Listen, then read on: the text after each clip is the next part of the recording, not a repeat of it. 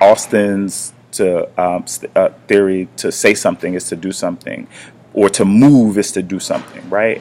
Ultimately, I'm trying to get the dancers to not just reiterate the sequence of movements in a combination, or the exercise, but that to understand that once you know the sequence of the movement, that then you are working on something, be it space, time, energy, the physical alignment of the body, the psychological, emotional state that can be revealed through the movement. But even if you aren't thinking on that those processes are going on in the body at the same time, it's giving me the idea that to move is to do something, just like to say something is to do something. So when we're watching a dancer move or perform on stage, even a professional dancer, that we're watching them do something. They're articulating something, some idea, some process, some emotional state, some psychological state. So I'm wrestling around with that being the first paper. In terms of performance and relating it back to the theory. So I'll be grateful to hear suggestions about that, if that sounds like a good idea, or whatever. Whatever you might have would be greatly appreciated. Okay, the last thing, sorry for this long-winded video, but there's a lot to unpack here. The last thing, the last question, in terms of the performance of the video, I think the number one thing that jumps out at me is when I'm analyzing that video from Austin. Again, moving is doing something, or to move is to do something, to say something is to do something. When you combine something like when the choreographer says to gesticulate too much, right?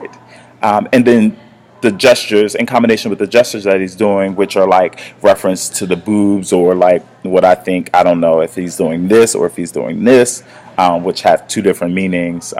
As a man, as a gay man, if you do this, you say one thing, right? And the audience started laughing, so I'm not sure if he's doing this or telling people to be quiet. Anywho, but to do this into that with the combination of the words to gesticulate too much, the combination of those is making a critique about what femininity is, right? That women overly, just like I've been this whole video, 17-minute video, gesturing so much to make a point, or to get my stream of consciousness to come out, or to articulate what my point is. That video in relationship to Austin, and even Butler, is making a reference about gender performativity and what we equate to feminine characteristics, gesticulating too much, or being having a flair for the aesthetic is feminine,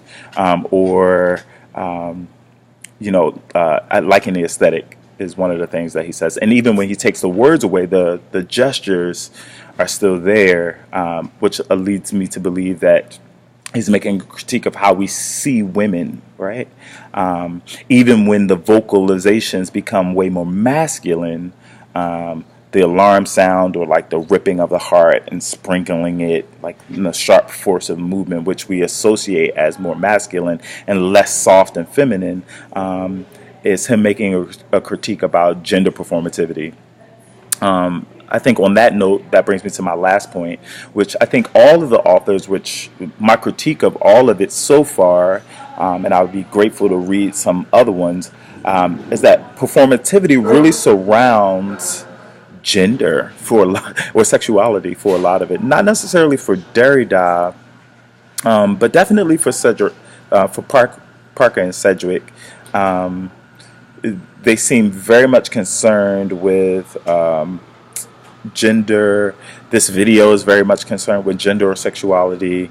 I believe there might have been some references to that in signature event context that I can't remember.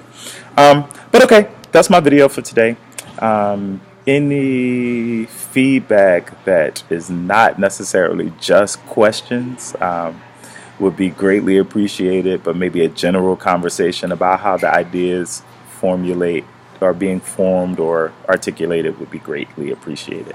Okay, thanks, bye.